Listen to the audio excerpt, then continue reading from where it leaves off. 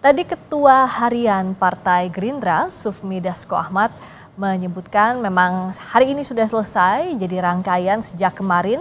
Kalau kemarin kita ingat para calon menteri yang dipanggil ke Kertanegara, sementara hari ini calon wamen dan kepala badan, namun tidak menutup kemungkinan masih ada ruang dinamika bagi kalaupun ada calon menteri atau calon wamen lainnya yang diputuskan oleh Presiden terpilih Prabowo Subianto hingga pelantikannya pada 20 Oktober mendatang, karena yang ditekankan adalah penentuan struktur kabinet adalah hak prerogatif sepenuhnya yang dimiliki oleh Presiden terpilih Prabowo Subianto yang akan dilantik pada 20 Oktober mendatang.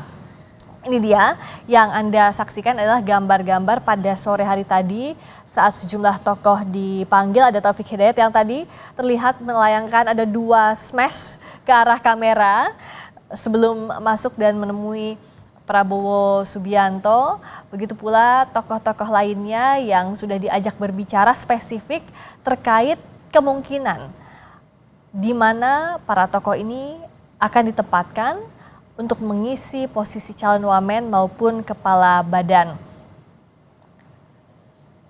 Saya kembali lagi akan berbincang dengan Jayadi Hanan, Direktur Eksekutif LSI. Mas Jayadi, kali ini dengan Friska, Mas. Oh, Friska, sorry tadi saya salah pengertian. Ya, Mas. Saya ngilang aja tuh. Sip, Mas Jayadi, tadi kan sudah selesai, Pak Prabowo sudah meninggalkan Kertanegara. Saya mau minta Mas Jayadi membedah para tokoh yang sudah hadir. Ini kalau yang ditampilkan ada Mas Yovie Widianto. Dari kalangan musisi, seniman, juga ada Raffi Ahmad, ada juga partai politik. Saya mau bahas tokoh-tokoh figur-figur yang terkenal terlebih dahulu. Kalau misalnya para tokoh ini dianggap mewakili popularitas dari para pemilih Pak Prabowo, nah apa yang ingin ditunjukkan? Selain memang kapasitas masing-masing ya, karena misalnya Raffi adalah seniman, juga Yovie Widianto dan sebagainya, tapi apa sebenarnya yang ingin ditunjukkan kalau dari Mas Jayadi amati? Ya pertama kan pemilih, kalau kita lihat komposisi pemilih Indonesia atau komposisi penduduk Indonesia lah, itu kan memang sangat dominannya kan yang anak-anak muda. Ya. Dan kalau kita lihat semangat zaman sekarang dalam terutama di bidang ekonomi itu kan yang cukup menonjol adalah pengembangan ekonomi kreatif ya. Dan itu banyak dipegang oleh kalangan muda, dan ekonomi kreatif juga banyak dipegang atau digawangi oleh para musisi ya, para pekerja yang bergerak di bidang budaya, seni dan sebagainya. Jadi kalau misalnya nama-nama seperti Raffi Ahmad, Yovie Widianto itu dijadikan unggulan untuk menjadi wakil menteri sekarang, itu berarti kan ingin menjawab kebutuhan ekonomi sekaligus juga kebutuhan demografi kan dari masyarakat Indonesia atau para pemilih Indonesia secara keseluruhan. Yovie Widianto mungkin selain di bidang kebudayaan yang selama ini sering diasosiasikan dengan para musisi atau seniman, juga cocok untuk pengembangan ekonomi kreatif ya. Karena kan kita tahu walaupun Yovie Widianto kan bukan hanya musisi tapi juga punya usaha atau punya kegiatan bisnis di bidang musik kan gitu. Ya. Demikian juga dengan Raffi Ahmad. Kalau Raffi Ahmad kan mungkin yang dilihat adalah satu kiprahnya di bidang entertainment, dan paling tidak dianggap cukup berhasil ya. Kiprahnya di media sosial sebagai selebriti media sosial juga dianggap cukup berprestasi dengan pengikut yang cukup banyak ya, jutaan gitu kalau kita lihat dari akun media sosialnya. Raffi Ahmad juga punya kedekatan dengan dunia olahraga dan dunia kepemudaan. Jadi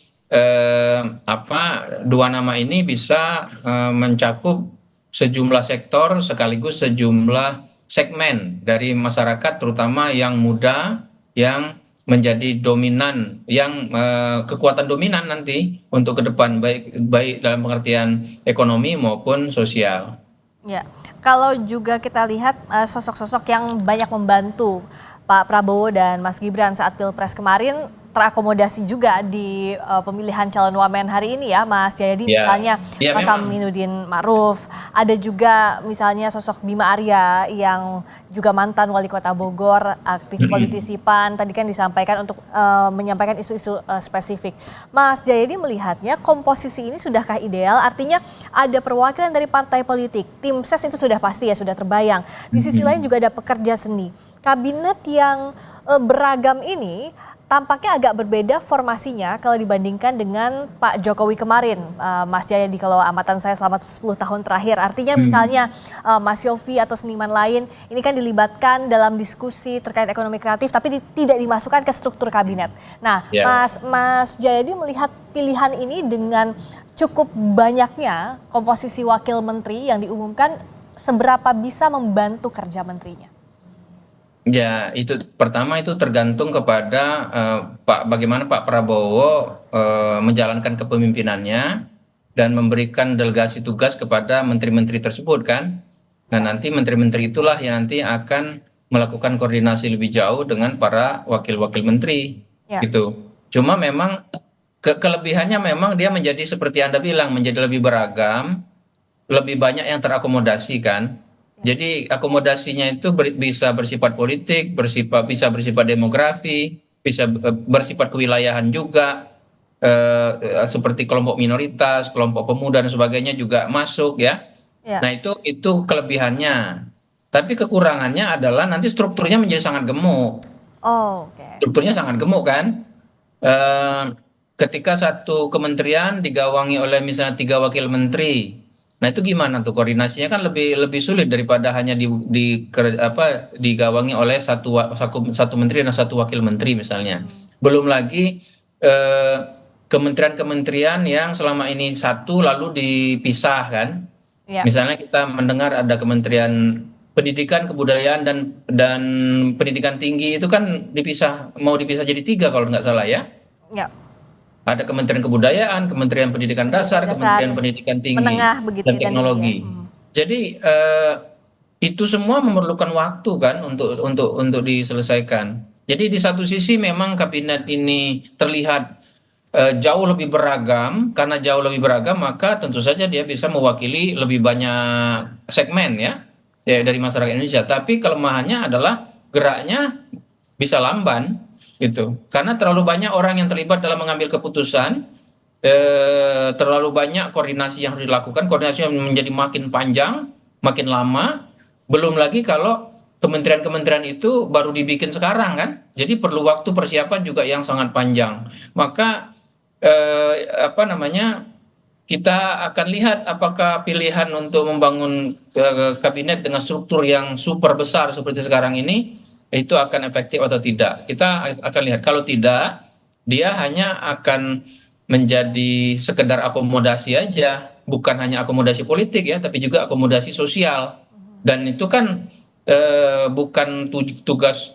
Betul itu penting, tapi tugas utama kabinet kan menjalankan kebijakan-kebijakan seefisien dan seefektif mungkin kan gitu. Mhm. Nah, untuk mengukur kinerja ini kan masih butuh waktu ya, tapi setidaknya kalau dari sisi kapan timelinenya Pak Prabowo ini memanggil para menteri, yang unik juga ini masih kurang lebih beberapa hari jelang pelantikan sudah didisplay ke publik Ya. bagaimana seakan audisi begitu ya, meskipun pasti sudah diberitahukan sebelumnya, tapi setidaknya ada dipertunjukkan ke publik bahkan sebelum Pak Prabowo resmi dilantik. Apakah dengan Ya. struktur yang gemuk ini, inilah yang jadi salah satu jalan tengahnya Mas Jayadi untuk mempersiapkan, setidaknya kan sudah terbayang siapa menterinya, wamennya untuk apa begitu? Iya, apa yang ingin dituju itu kan paling tidak ada 3 ya. Satu tentu saja melakukan konfirmasi terhadap menteri-menteri, calon-calon menteri dan wakil menteri lebih cepat ya. Yang kedua memberikan kesempatan kepada publik untuk mulai mengenal calon-calon anggota kabinet. Dan sekaligus juga mungkin Pak Prabowo berharap ada masukan-masukan akhir kalau mungkin dari publik. Kan jangan sampai terjadi masalah di ujung gitu ya.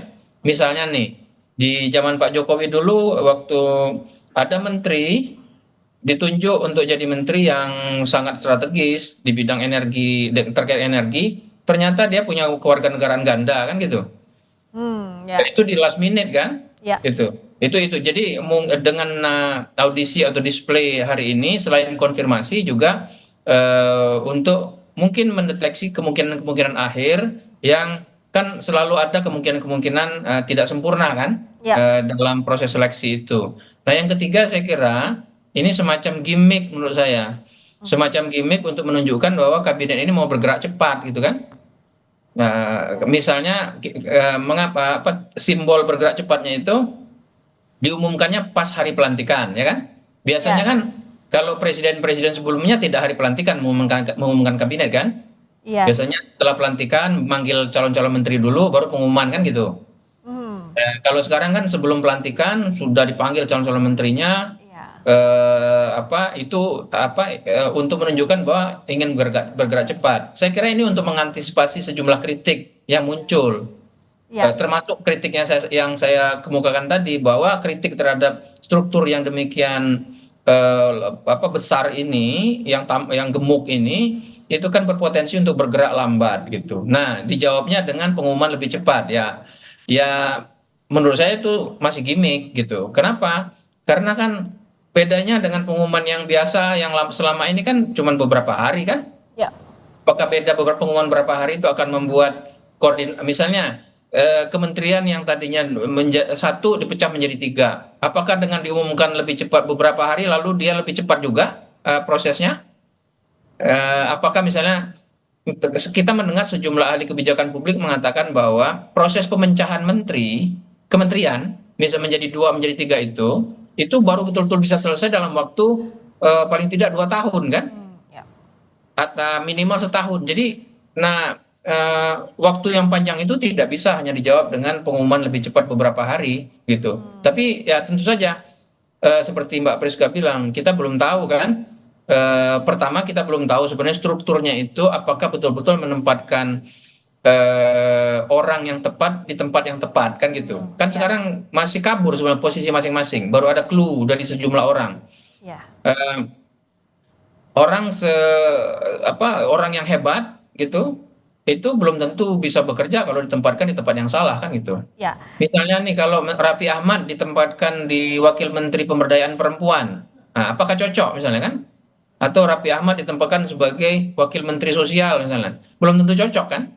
Karena selama dia tidak punya pengalaman di situ, dia tidak punya mungkin concern yang utama di situ dan sebagainya.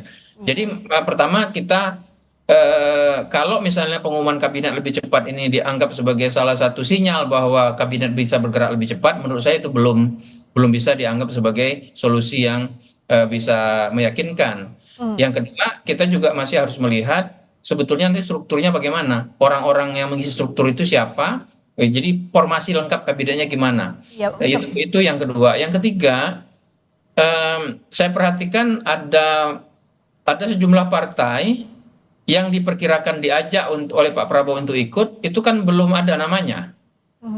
Secara gamblang ya. Meskipun ada yang bilang mungkin saja nama itu sudah ada, cuman terselip di antara kelompok profesional. misalnya apa PKS? Ya PKS, PDIP kan belum. Belum terlihat tuh. Padahal PKS menyatakan mau gabung sama Kim Plus kan. Ya.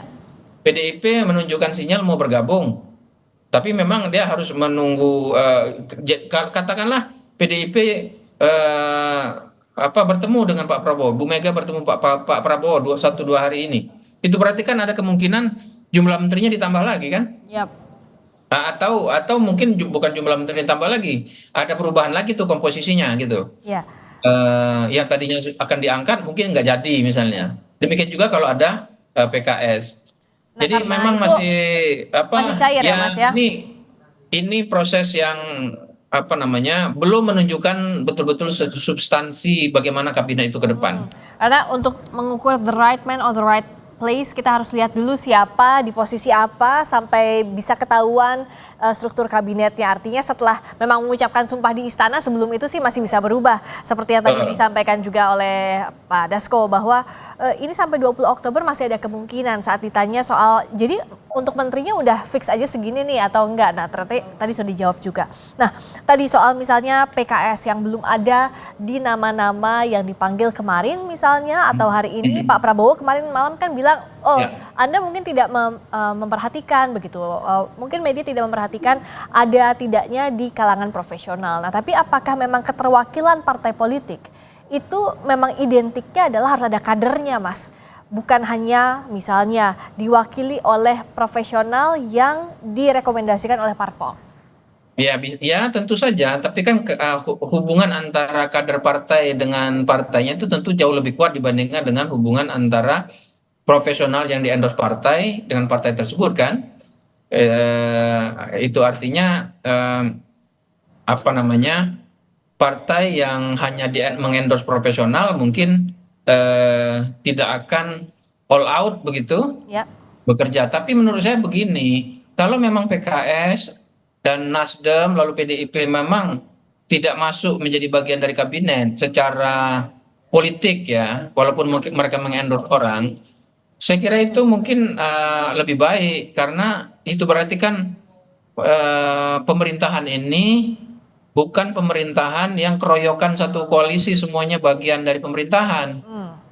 Kan pemerintahan itu selalu punya dua sisi, sisi yang membuat kebijakan dan melaksanakan kebijakan, sisi yang mengkritisi kebijakan-kebijakan yang akan diambil maupun yang dilaksanakan. Kan perlu dua itu. Perlu ibarat rel kereta api perlu kiri dan kanan. Nah, kalau hanya ada kanan bisa menceng itu. oke. Kalau semua partai ikut, lalu yang mengkritisi pemerintahan ini di dalam pemerintahan siapa? Siapa? Oke. Kan nggak ada. Jadi saya kira ya sebaiknya memang partai-partai yang kemarin kalah pemilu itu sudahlah nggak Baik. usah Oke, ikut Mas. gitu. Apalagi kan Baik. posisinya nggak dikasih banyak-banyak juga kan.